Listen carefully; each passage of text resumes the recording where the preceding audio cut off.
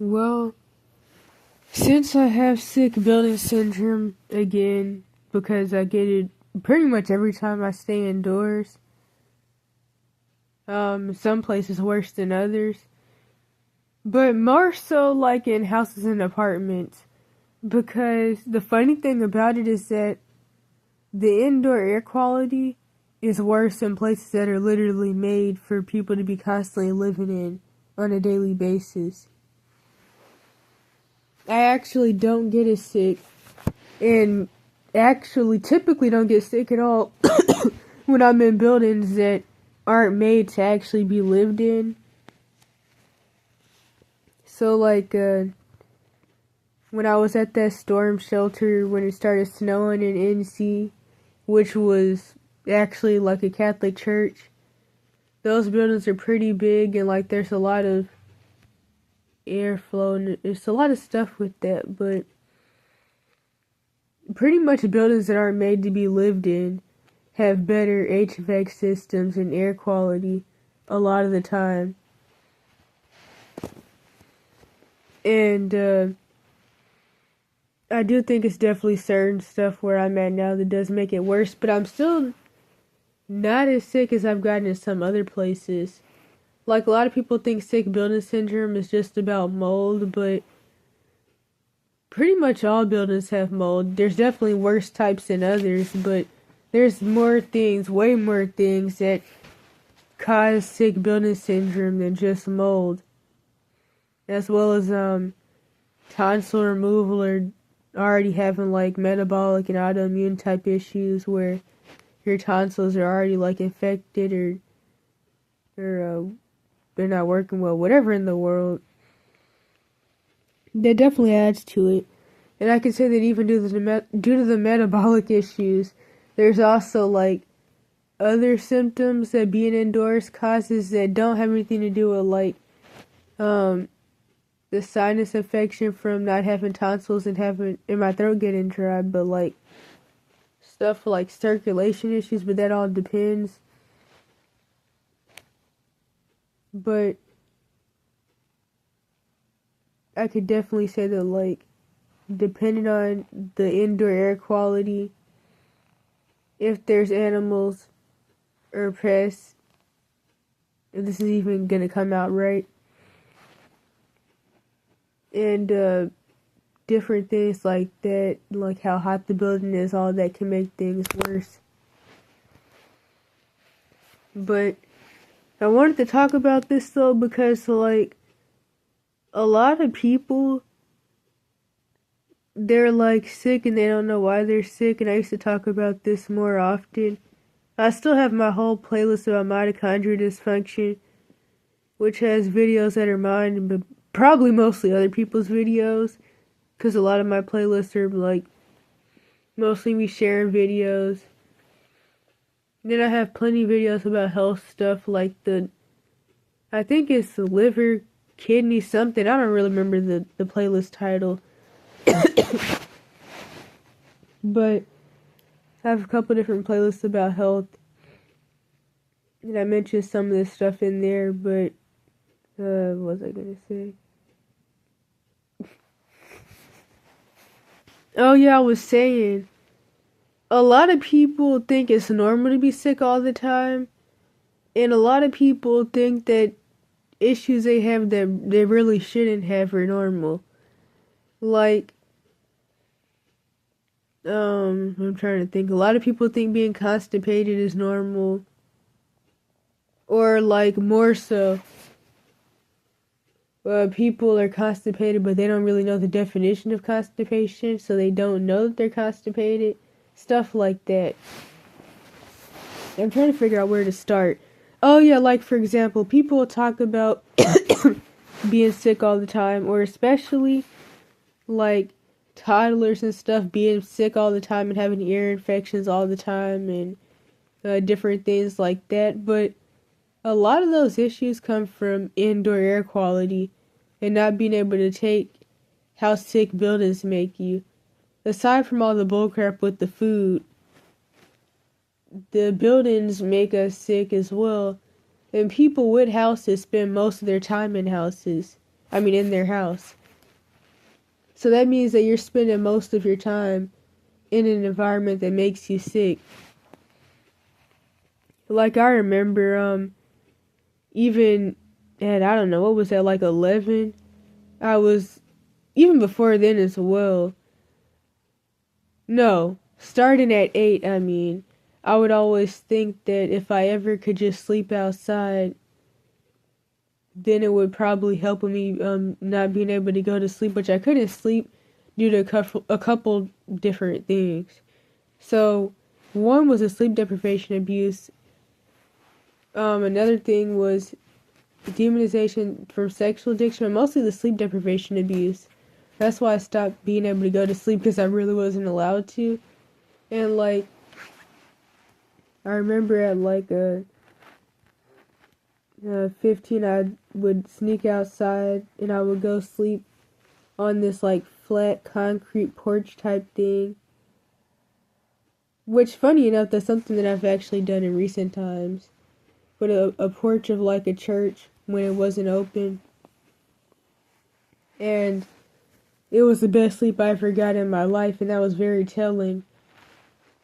Not even just the sleep deprivation abuse, but like just the fact that I would feel so much better outside than indoors, especially around that point in time, because I was living in mold toxicity, and also due to the abuse and the iatrogenic metabolic issues, my health was just getting extremely bad.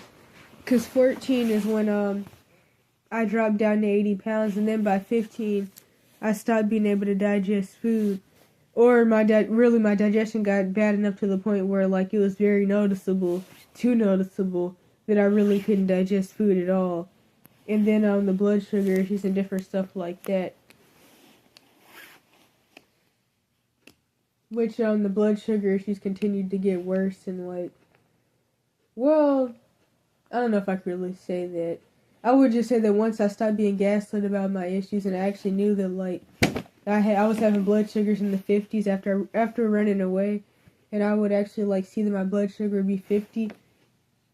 It wasn't even that things got worse; they got better, but I just was able to notice them more because I was no longer being told that I was fine. Well, I was even very visibly sick, but yeah. So this is gonna be all over the place. But like the ear infections, metabolic issues with digestion, and blood sugar stuff can cause that, because all that revolves around autoimmune type issues, sinus infections, that causes ear pain and ear infections. I'm really hoping this is gonna like be in order that makes sense. Probably not, because my cognitive function is gonna be kind of whatever, but like, I don't even know how else to put it, but when I studied sustainable construction and green construction for like however many months that was, and I read the different books, like, if I can remember what the title was, I'll put it in the description. It's a pretty good book too. But all of that was very telling of why I had been sick, even before I actually really knew that like the sick building syndrome was a part of it. Like, I know in one video where I was talking about this from some months ago, I even mentioned my old quote-unquote stepmom and how, like, we were unknowingly living in a building with mold. My stepmom did believe there was mold in there, but we kept getting told there wasn't. But the water damage was so bad, and the pipes were burst so bad, there was, like, water in the carpet, and I had accidentally dropped some seeds from this school project, and the seeds literally started growing. Like, I had flowers growing out the carpet. Because that's how bad the water damage was. So there definitely was mold, which all buildings have mold anyways. But anywho, back in that apartment, that's when I was 6 and 7, and my lymph nodes had swelled up to the point where like they were visible from feet away, both of them, because it's one on one side of my neck and one on the other. and they used to be so big to where people could see like the knots on the side of my neck from feet away. They're still there, but they're not that big anymore. I also remember the whole thing where my stepmom's lungs had collapsed, or one of her lungs collapsed. And that was really bad. She had to go to the emergency room, and she was crying and everything. But looking back at what I know now, as I mentioned in another video, I now know that that was because of the house, and that was because of sick building syndrome. And something that I noticed is that especially if you have less money, you're more likely to live somewhere that doesn't have like a good working HVAC system, or maybe that doesn't even have air conditioning at all, or maybe doesn't have heat at all, which is also depending on where you live. Like if you live in a cold place, they may not have air. If you live in a hot place, they may not have heat, or just may not work. Like I remember learning about how by law buildings are supposed to have like 30 air changes per hour? I can't really remember, but I'm sure most buildings don't have that. And then people definitely don't know the importance of changing like HVAC filter ducts or whatever they're called. Like those things that are like in the HVAC system, and there's often a lot of dust all over it, and people just have it like that. And I understand that like a lot of people don't know to change, or maybe like it costs a lot of money or something, but that causes a lot of issues as well as I was gonna say not vacuuming, but not even just that. Carpet really isn't sanitary in general. That's something else I've learned. And then of course when it comes to like not having tonsils, or them not working properly, it makes my throat get dry easily. So even when I'm outdoors, I have to wear a mask. But indoors, it's like a lot worse because it's kind of like I get sick regardless. But outdoors, the air is moist and it's not dry or hot. It's typically humid. But when I'm indoors, I have to wear a mask, and then like I have to sleep like not flat. I have to have my head elevated, or try to. And I have to like wet a rag and like put it on my face, but the water has to be hot. In fact, I remember when I was in Oregon, I was staying indoors, and of course I got sick. But I had an air purifier and all that. And after a while I was able to get things to work, but I also had hardwood floors. But I still was really sick. But I did figure out how to manage it in an environment where it was more manageable.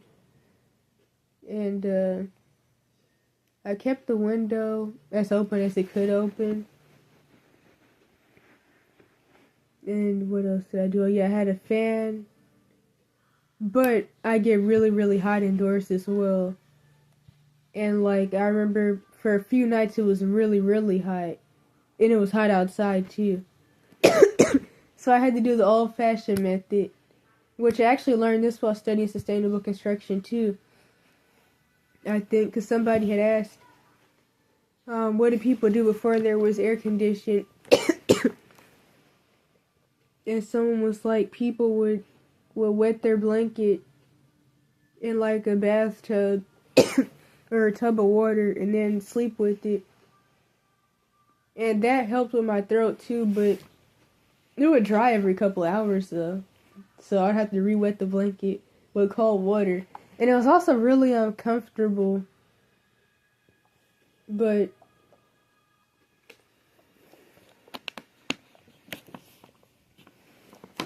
anywho, the point is, the mold and all the dust and stuff in the air, that's what causes people to have like a lot of the issues that they have. Like I know I mentioned somewhere before that oftentimes when people move to Georgia, they get diagnosed with asthma or bronchitis.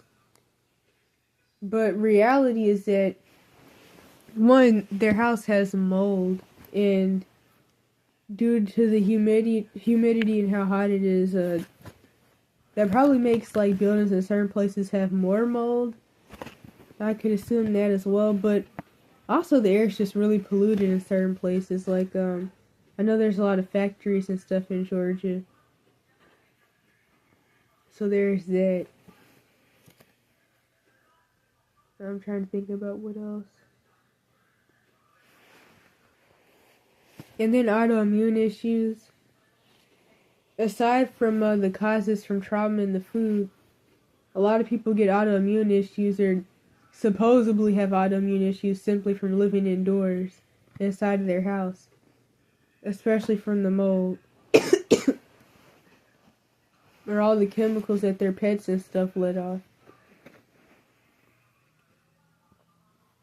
Then another thing I've been wanting to talk about is people telling people to just do diets. This even makes me think back to the part 1 or the part 2 of the Why Mental Illnesses and Caused by Demons video, where I mentioned how people will throw around the term spirit of gluttony as like an insult pretty much. That's really what it seems like. Like I wonder how many people throw the whole spirit of gluttony term at actually have that. Because honestly,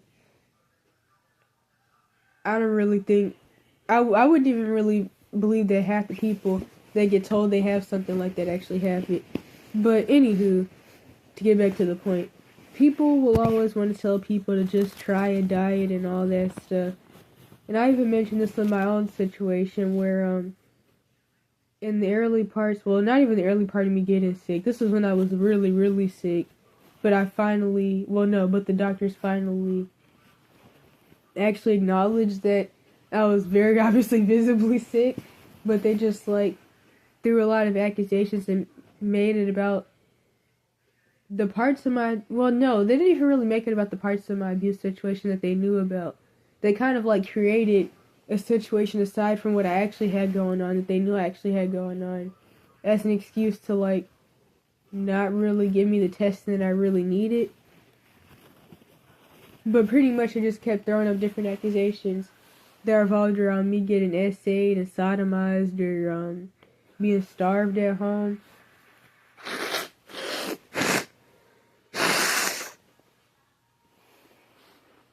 And they made everything about me being underweight, which honestly at that point in time, a lot of the things that were issues were mostly from the sick building syndrome and the sinus infections and my throat getting dry. Because that's pretty much how it starts. My throat gets dry, and then everything goes downhill from there.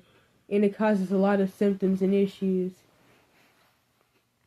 But I also mention pretty often that most of the people I met in GA, male and female, have been essayed, or were being essayed. And so, like, I assume that's another reason that the doctors would just assume that I was being essayed, and then that's why I was getting, like, tonsil infections. And then the other thing with that was, like, anal and vaginal pain, but that came from a pelvic floor dysfunction because my blood sugar was too low. And also just from digestive issues because the nerves are actually, like, all connected. And so, like, a lot of pain is referred pain. And also, as I mentioned before in other videos, I noticed kind of even before 12 that, like, I couldn't really look down and I couldn't really bend over. But it wasn't till in recent times where I was actually told that I had degenerative disc disease. And that also can compress nerves and cause a lot of issues. And so, to summarize, due to different things revolving around all that, and the symptoms from those different things, doctors would just assume that, like, all my symptoms had something to do with abuse. And then, of course, when I was, after running away and being homeless, when I would go to the homeless doctors, they would just assume that, my issues had something to do with, like, not eating enough because I'm homeless. But just like I say in other videos, in every situation, people have a new excuse to treat you like crap, pretty much. Like when I was in the mostly white areas with all the drug issues, my symptoms would just be like, I would just be accused of being on fatty and meth and heroin and all that stuff. Although I will say that when going to the West Coast and being homeless in Cali, it was really interesting seeing that my iatrogenic metabolic issues, they were really similar to the health issues, and even some of my symptoms are worse than the health issues that people get from being on fatty meth and heroin. And one of the things about it is that when they get off the drugs, they start gaining weight again and they start to get better. I've been 80 pounds since 14. But another point I was getting at though is that overall, I was made to feel like my health issues were a calorie issue, but I couldn't even digest food. Not to mention the blood sugar issues, and supposedly, like, glucose traps fat inside the cell and some other stuff I can't remember. So, unless somebody's able to get their blood sugar under control, they're not going to be able to gain weight. I don't really know a lot about that, but I know that, like, really often when you have autoimmune type issues, you're really just not going to be able to gain weight.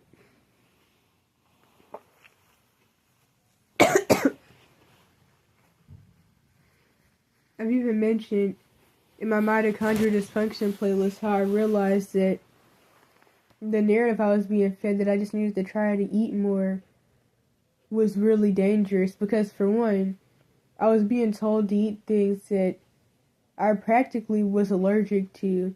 I had all types of bacterial overgrowth from a lot of different things, but mainly the fact that I hadn't been able to digest food in a really long time.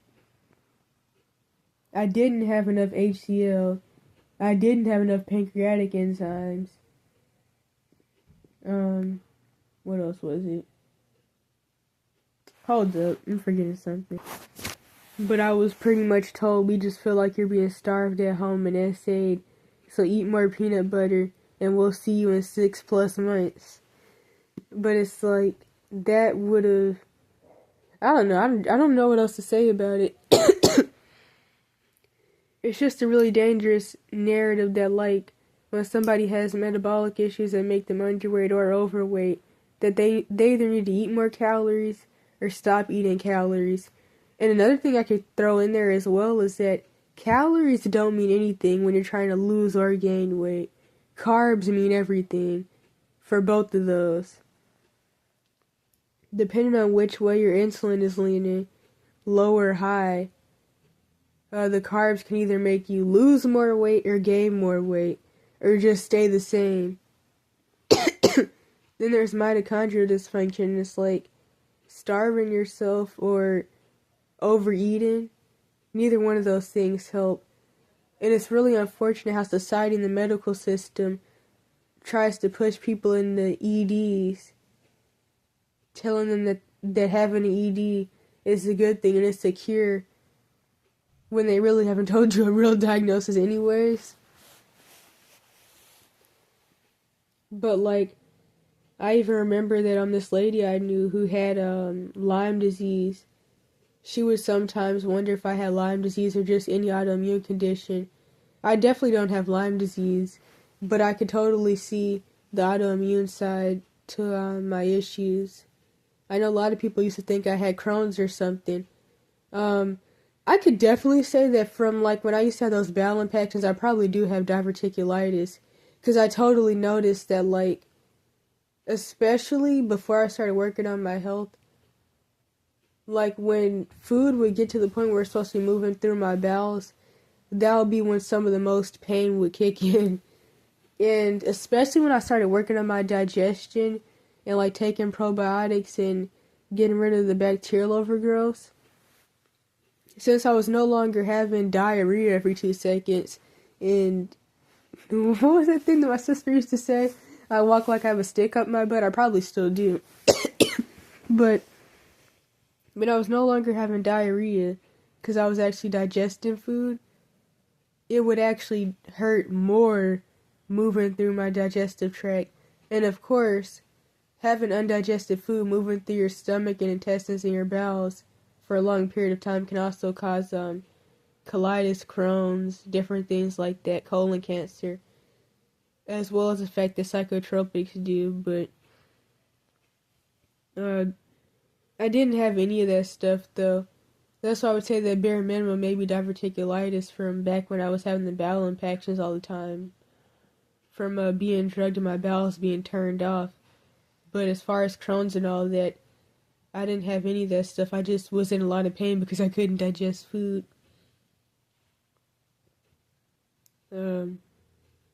Oh yeah, and then because of bacterial overgrowth, because when I started working on my digestion, but I hadn't killed off enough of the bacterial overgrowth, there would be a lot of pain with that too. But I cured that with animal meds, and then I never had the pain again. Although I do believe that if I would have been given insulin, like somewhere around 12, of course, if I would have never been forced on the drugs in the first place, but I do believe that if I would have been given insulin, then these things would have all never happened. Probably still wouldn't, but I was not. Wait a minute. What was the other thing I'm supposed to say? Oh yeah, the point I was supposed to be getting at. But yeah, like, there's always this narrative. Okay, wait a minute.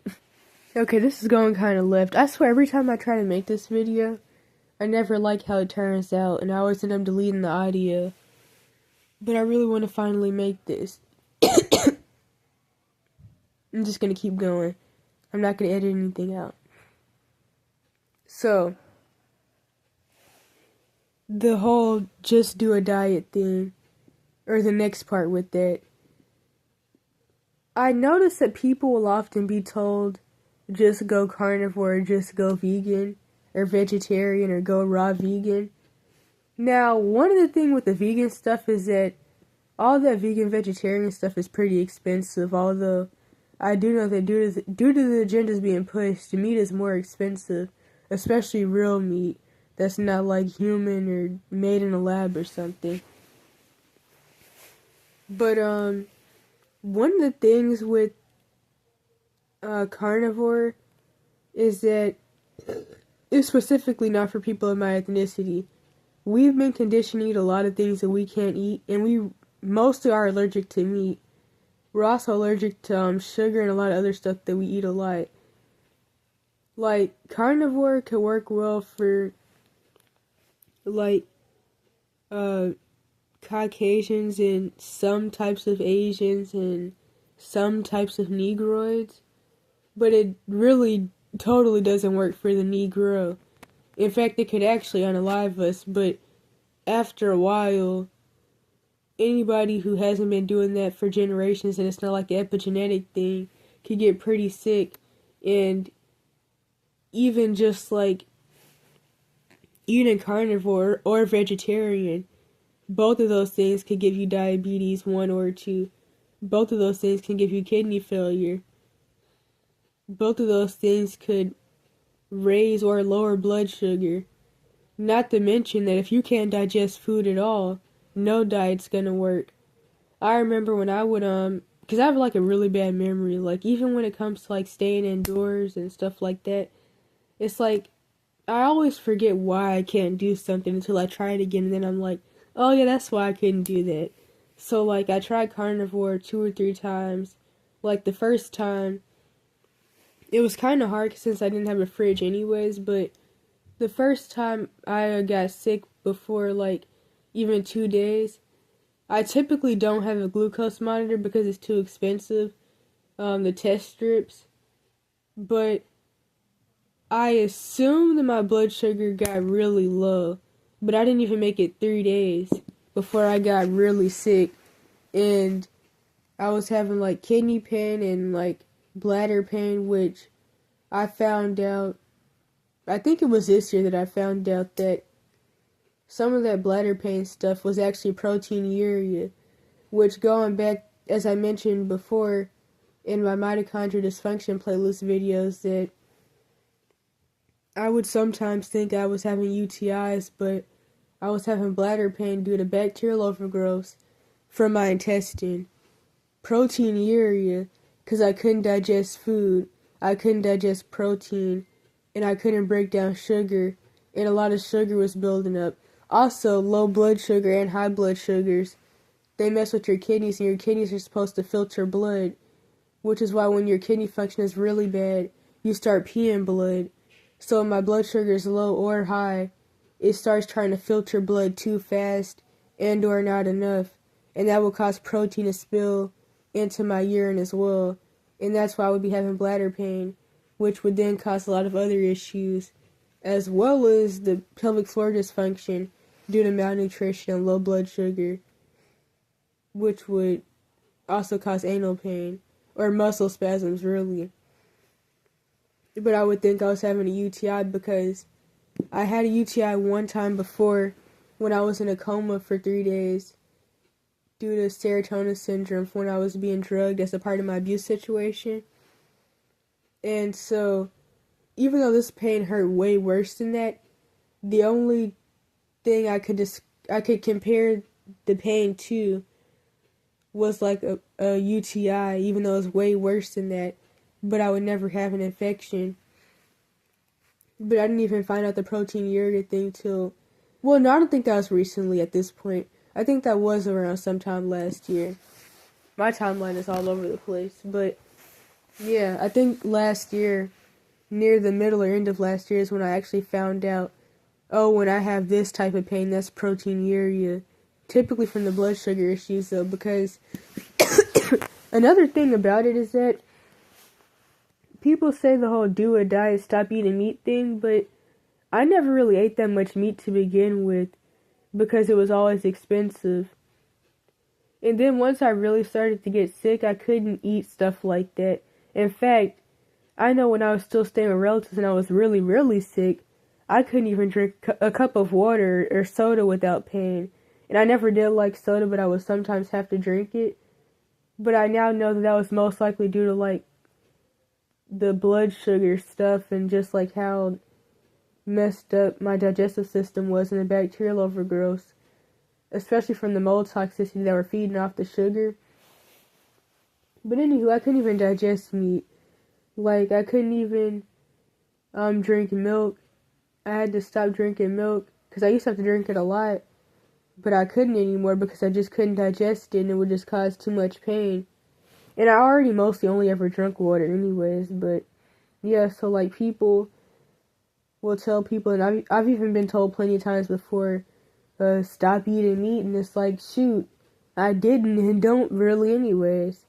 Especially when I was in the West Coast, because like, so many people are vegan there, and when you're like eating food from homeless places, or like, I don't know, things like food not bombs, if most of the people in that place are vegan, you have to eat vegan too because you're eating whatever they give you, and they give you whatever they eat, which did cause a lot of issues because it meant a lot of pasta.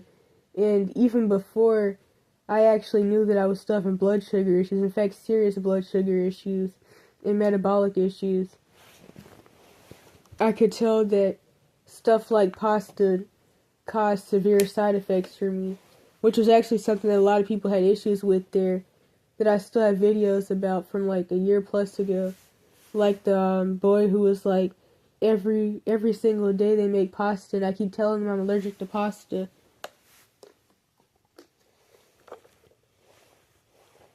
Because he got messed up from ADHD drugs that he was prescribed, and that would quote-unquote help him, but I'm not going to go into that again, though. Which I have a whole playlist about psychotropics and the side effects. But anywho, anyways. Then when it comes to the vegetarian, vegan side, now as far as raw vegan, like, in a place where the food supply is mostly poison and fake and all that, there's only so much raw vegan you can get. But also, if you can't digest food, you don't want to be doing raw anything. Of course you don't want to be eating raw meat. Although, like, a lot of, like, Europeans will tell you that, but you shouldn't do that, but they can also take stuff that like people of my specific ethnic group especially can't take without dying or just getting sick. But if you can't digest food already, you can't eat raw food because that's going to be even harder to digest. In fact, that can even make like eating vegetables and stuff harder to digest than meat. Funny enough, which a lot of people don't get that, especially people that are brainwashed into the vegetarian stuff.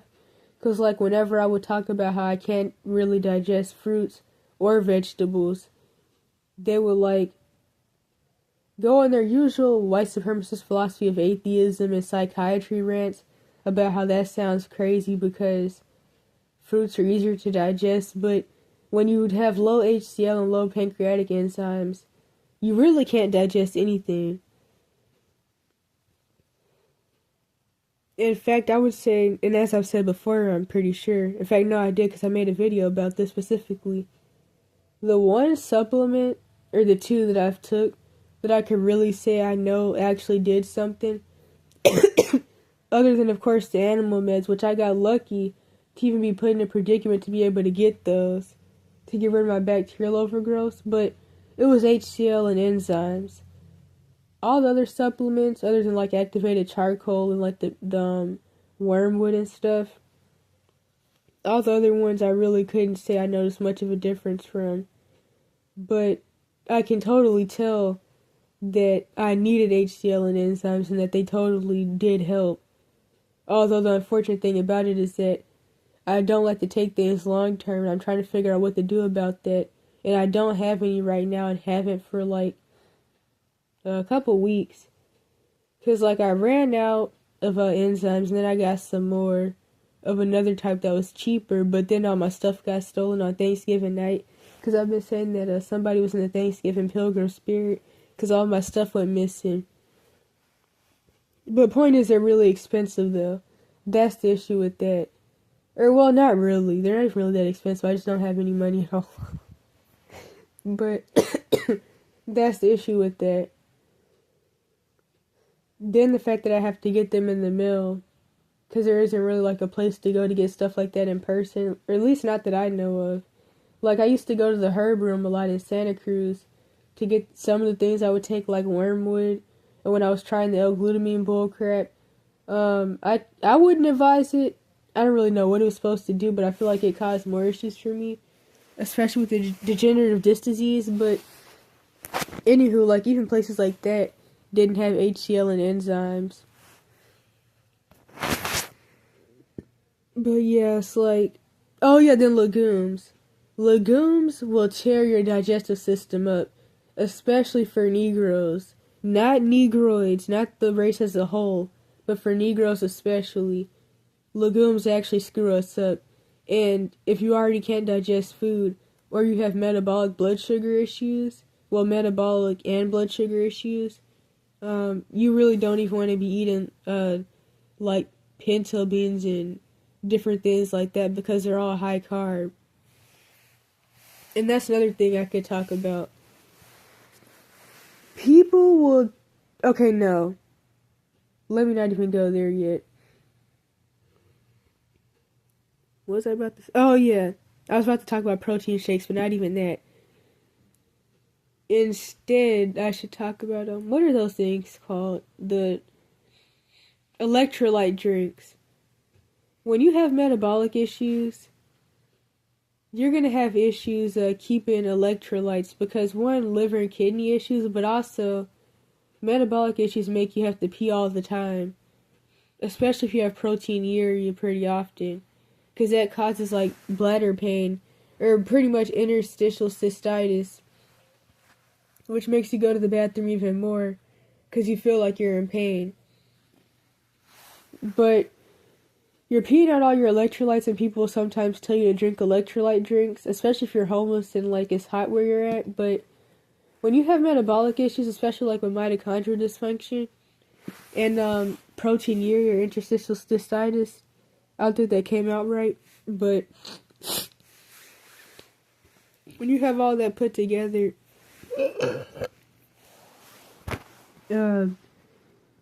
it causes more issues. Even though, like, some of those, like, protein type shake drinks and other types of, like, electrolyte drinks may not be high carb, and they may even say zero carb, they still have so many chemicals in them that it still causes a whole bunch of issues, especially for me. Like, something that people with type 1 diabetes will often mention is that artificial sugars, artificial sweeteners that are supposed to, like, be better than sugar, like stevia and stuff like that, actually cause more issues. In fact, if something says zero sugar, that means it's actually worse than something with regular sugar, because it's probably stevia or some other artificial sweetener that has more chemicals and just screws you up even more.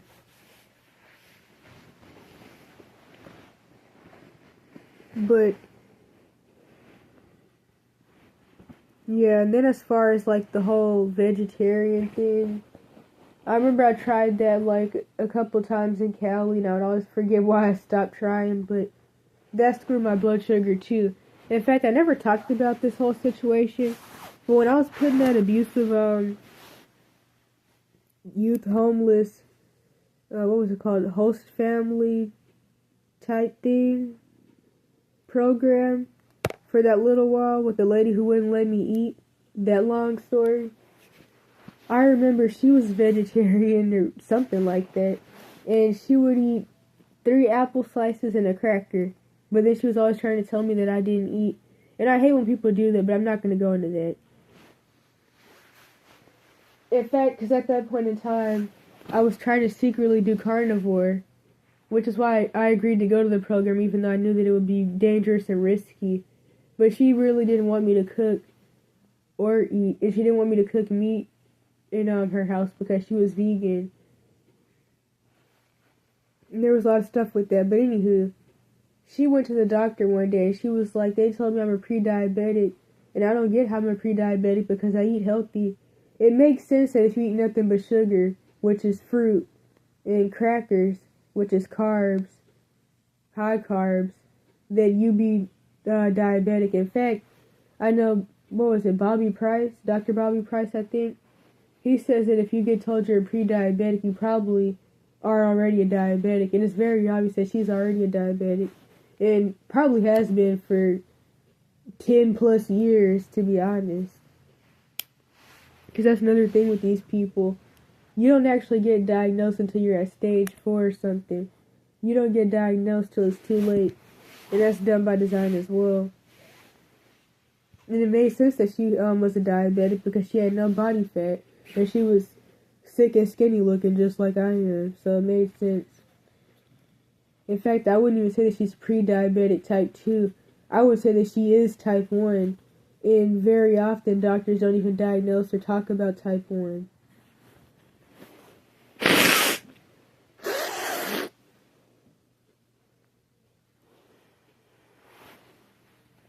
And another thing that I can mention.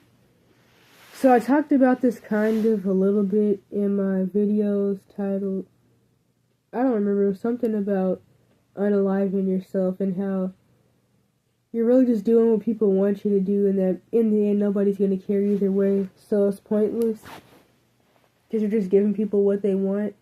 I know at the beginning of the part 1 of that video, or those videos, I talked about how I was thinking about talking about something that happened earlier, or a conversation I was having with some people.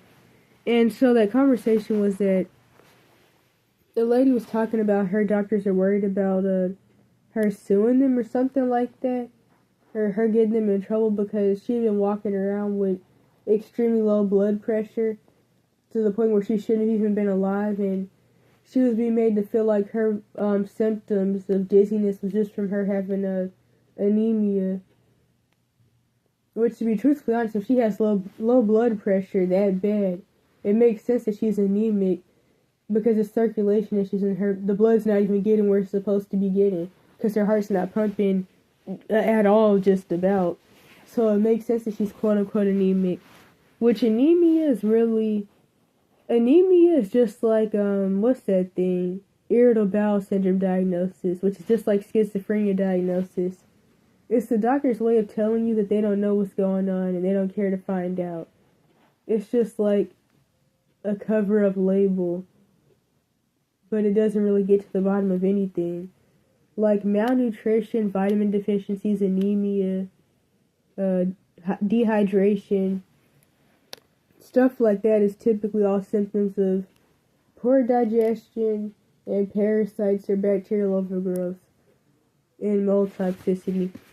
But anywho, to get back to the point, well, also metabolic issues, which goes back to the whole thing that, just like Quest website says, 50% of adults have diabetes but aren't diagnosed. And it's like, I feel like a lot of people have metabolic issues and even in-betweens of low and high blood sugar, type 1 or type 2 or something else in between, and are diagnosed of all ages. And just like I mentioned in another video, at one point in time, is it Dr. Berg? I can't remember if it's Dr. Berg or if it's somebody else, but one of those people mentions how at one point in time only people who are alcoholics would get diagnosed with alcoholic fatty liver. But now a lot of people have non-alcoholic fatty liver and don't even know it. And that's from the high fructose corn syrup. And there's also fatty pancreas, and I can only imagine how many people have that. Which are two things that you're probably never going to hear about or hear a doctor mention. Fatty pancreas and fatty liver. But, what was the other thing with that?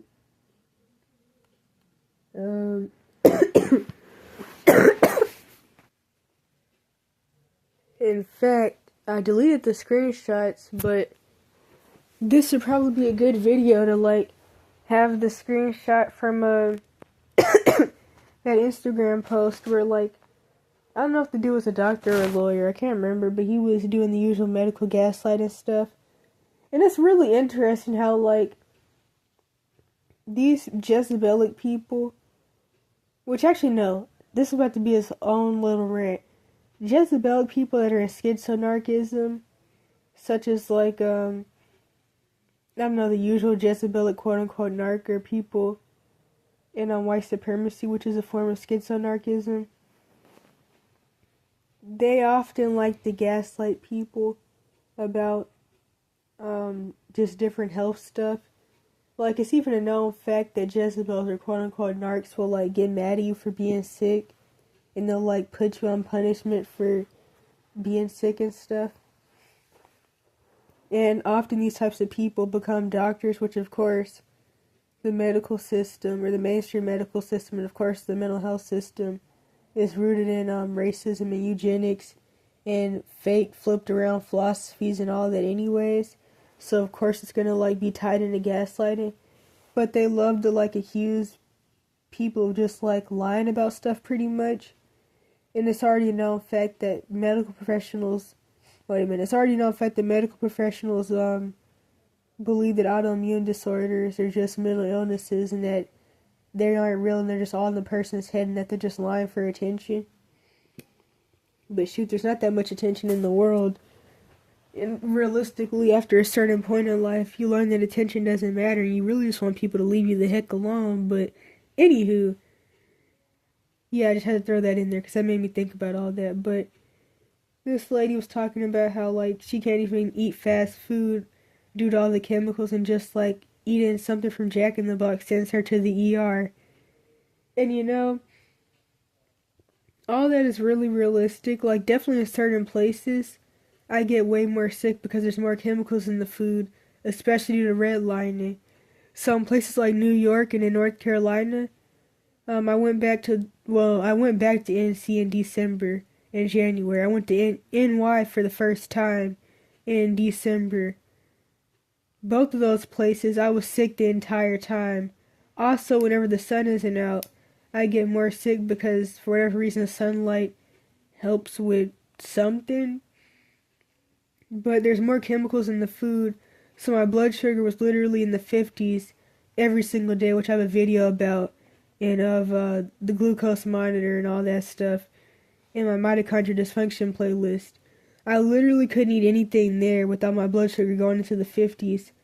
I also was in a leptin resistance phase, which typically goes in cycles. I don't know when I'm gonna have my next one though. I thought I was having one a couple times, but I guess not. But also, like I said, I mean, I haven't felt like my blood sugar was in the 50s in a very long time, but like the test strips and stuff are too expensive, so I typically don't have one, especially not when I really need it and I really want to check. But anywho, anyhow, what was the other thing with that? I don't remember what I was gonna say, but that's why, like, since most of the quote unquote black population lives in the South, and a lot of the people in the South they're poor, which is why you'll notice that like white people from the West Coast are always like talking about poor, white trash, and all that stuff. You'll notice that, but due to redlining and like different stuff with eugenics, that's why there's more chemicals in the food in the South. In the diets that are pushed in the South, they're just generally way worse to make people more sick. That's why you'll notice that like a lot of people in the South, they have diabetes or they just have whatever metabolic issues where they're either really skinny or overweight. And what else is it? And then like a lot of people but then it's like, well, crap, because even in the areas where people are always going to Whole Foods, like you'll notice that like a lot of their kids have like birth defects. They walk with a limp, and their kids are, a lot of them are quote unquote autism. I think I spelled that right. Their kids they're blind. They just like a lot of the kids they have to walk with canes due to birth defects. So it's kind of like the Whole Foods is a hidden jack, I guess. But yeah, but still and then like even the stereotype of the white supremacist or the southern white supremacist with like no teeth and all that, or the Appalachian. But I'm not gonna lie though, I think there's also a depression side to that, because I noticed that like a lot of people very obviously don't brush their teeth in a lot of places. Like even when I was in Cali, I noticed that. I think it's like a depression thing, but also I noticed that like some mountain people and hillbilly, just different stuff like that, they don't believe they have to brush their teeth. But I've also even seen stuff with like white supremacy, especially where like people feel like they're already clean and they don't need to clean themselves. They feel like they don't need to wash their hands. But I think there's a huge depression side with the whole thing with people in a lot of places not brushing their teeth. When you're more focused on other things and surviving, self-care is harder to maintain. But anywho, what else? I think there was a point I was supposed to get at though, but I don't remember what it was. Back when I started mentioning the whole thing with like food in certain places making people more sick.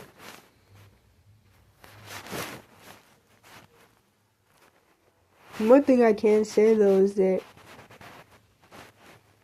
the sick bonus syndrome does make me realize that the best place for me probably is outside for many different reasons. And I really don't even see how I'd be able to get by in the building. Like typically, I get more sick than I am now. And it's kind of like I typically get so sick when staying indoors that I wouldn't even be able to function enough, even with the cognitive issues that happen. I wouldn't be able to function enough to even like go to work. Like I've even realized that as long as I have like a good place to sleep where I'm not being woken up by police with a flashlight in my eye, or police threatening me with their hand on their gun and all that. If I'm not being woken up with all that, then I'm pretty much good.